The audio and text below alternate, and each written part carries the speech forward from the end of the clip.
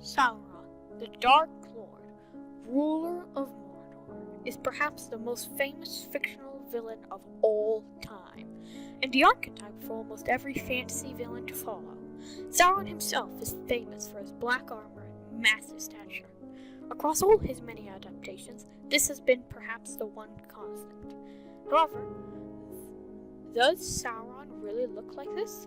Or is this just a misconception popularized by Peter Jackson's own perspective on the famous Dark Lord?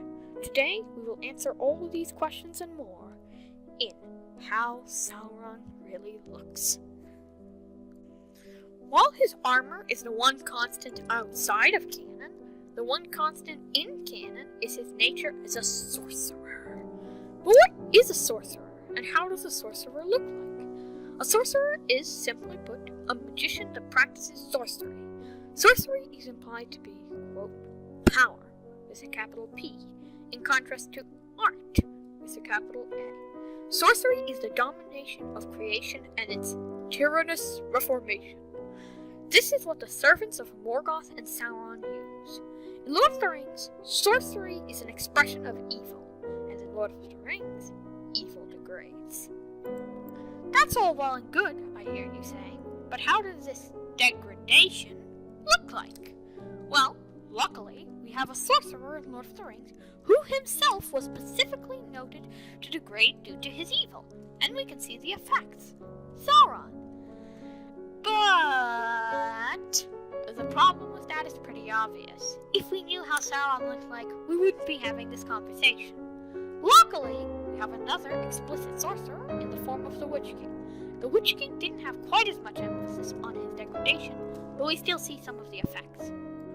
The first and most obvious effect is invisibility. Sorcery seems to turn everything it touches pale. See the Nazgul swords, the Nazgul themselves, and Frodo after being stabbed with a Nazgul blade.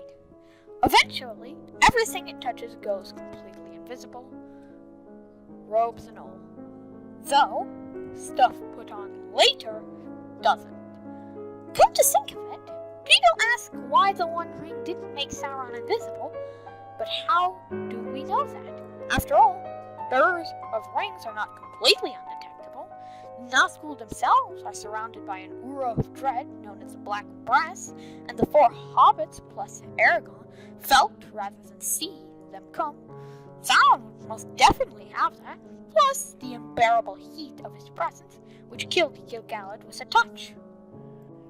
All the Nazgul, including the Witch King, wear black robes, with the latter having a steel crown despite EA's insistence that it is iron. While robes are out of the question for Sauron due to his immense heat, a crown is completely reasonable. Due to the shipments of mithril he received, it is likely made of that material, perhaps blackened by the heat of the Dark Lord. In addition, while robes are out of the question, shadow is not. Those who have watched my Belrog video will know that I believe shadow to be a state of matter caught between a liquid and a gas. Another thing to note is that sorcery is commonly associated with cold, so it might be that pre-ring Sauron had an aura of cold rather than heat. At this time, tangible robes might not be out of the question, and even likely. As for his heat, there is something we still haven't talked about. The One. Sauron's intense heat results in the words on the One Ring gleaming, revealing the black speech inscription Aj-Naz Dorbatuluk, Aj-Naz Gimbatul, Aj-Naz Rakatuluk, Ag-Bruzum Ishi Krimpatul, which translates to One Ring to rule them all, one ring to find them, one ring to bring them all, and in the darkness bind them. As for Sauron's armor, I find it quite likely that it exists and is made of mithril, being surrounded by shadow. I do think Sauron's intense heat would make it black rather than the silvery gray we get in the movies. Additionally, I do not think that it burns like the Balrogs, as Sauron's hand was described as burning like fire. As for Sauron's weapons, like the rest of his armor, I believe they would be made of mithril, and there are two possibilities here, which I say are both of equal likelihood. 1. Sauron uses a sword because of its heat and nature as a sorcerous weapon, it gleams white-hot, like the swords of the Nazgul, and is lined with runes. 2. Sauron uses a black mace similar to Morgoth. Like possibility number 1, it is incredibly hot, but the sorcery manifests in darkness rather than light. I feel the coloration of each of these is equally likely because they each reference another weapon of their style, with the latter actually referencing both Morgoth and the Witch King's mace/hammer. As for the runes on the first one, I will discuss them in greater detail in my episode on magic. The argument in favor of a sword is quite simple. In Lord of the Rings, the de facto weapon is a sword, as in most fantastical fiction. The argument in favor of a mace stems from the commonness of kinetic weapons among the villains of Lord of the Rings and the Silmarillion, including Morgoth and the Witch King. Sauron does seem to emulate Morgoth, so wouldn't it make sense he would use a similar weapon? Either way, Sauron's style would likely be very Force-based.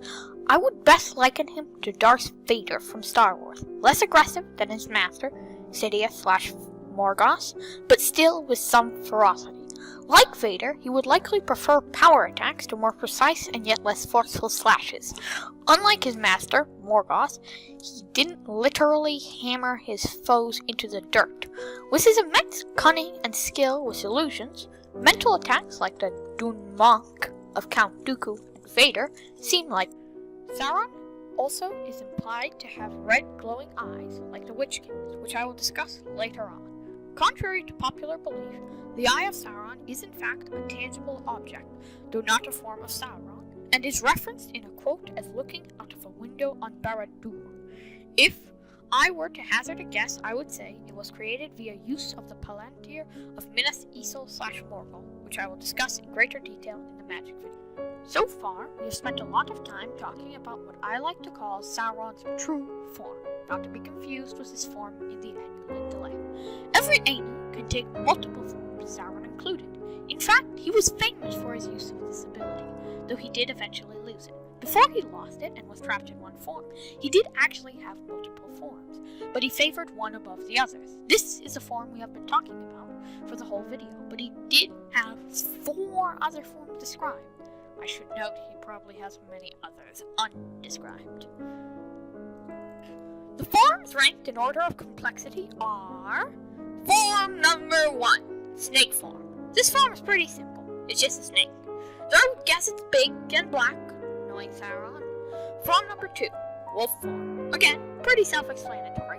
A very big, biggest of all even, presumably black, werewolf, as it's referred to, though it has no connection to the moon.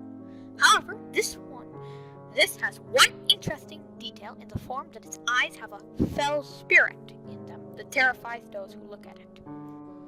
Form number 3, vampire form. This form is somewhat different from the classic vampire. Given Sauron's sorcery, it wouldn't surprise me in the slightest if it was pale, like most vampires. He also probably has black robes, given his nature as, quote, a stain across the moon. So this could be a reference to his wings, which I would guess are bat-like, knowing vampires, death of the author aside. And that is the strange part. He has wings. He doesn't shapeshift into a bat with wings. He has wings. Form number 4, Anatar/Fair form. And the most famous of all Sauron's forms, Anatar. We don't get much info on how he looks like. However, given he is trying to appeal to elves, it's likely he was one himself, or at least looked like that. He also seems to have modeled his form after the form Morgoth took when trying to corrupt early man, given they are both called the Lord of Gifts, and would thus probably look similar. Unless my theory that the person who corrupted man is Sauron is true, in which case they are probably identical. So, how does this original Lord of Gifts look like? Well, how you might expect, with gems in his hair, probably a crown, and other such fineries. Okay, finally, from top to bottom, remember, true form, everybody. Sauron is surrounded by an aura of heat and dread, like the Nazgul, but to a much greater degree. This heat reveals the inscription on the one ring. Aj-naz dor-batuluk, aj-naz gimbatul, aj-naz rakatuluk, ag-burzum ishi krim-patul, which translates to, one ring to rule them all, one ring to find them, one ring to bring them all, and in the darkness bind them. When Sauron was a servant of Morgoth, Gorsar, as he is often called, he might have had an aura of cold rather than heat.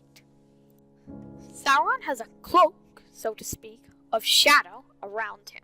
See the Balrog video for more explanation on what shadow is. When he was a servant of Morgoth, this might have been actually physical, like the robes of practically every known sorcerer, as he was not so hot that his robes would burst into flames on contact. He also likely has a crown made of mithril, presumably blackened by his heat. Sauron is heavily implied to have a suit of armor, presumably made of mithril, and also presumably blackened from the heat of his presence. He also possesses the golden ring of power, mentioned above. And that's all. If you liked this, please give it a thumbs up. If you disliked it, please say what I could do better, but still give me a thumbs up. And remember, this is all my opinion, so it is obviously right. Goodbye.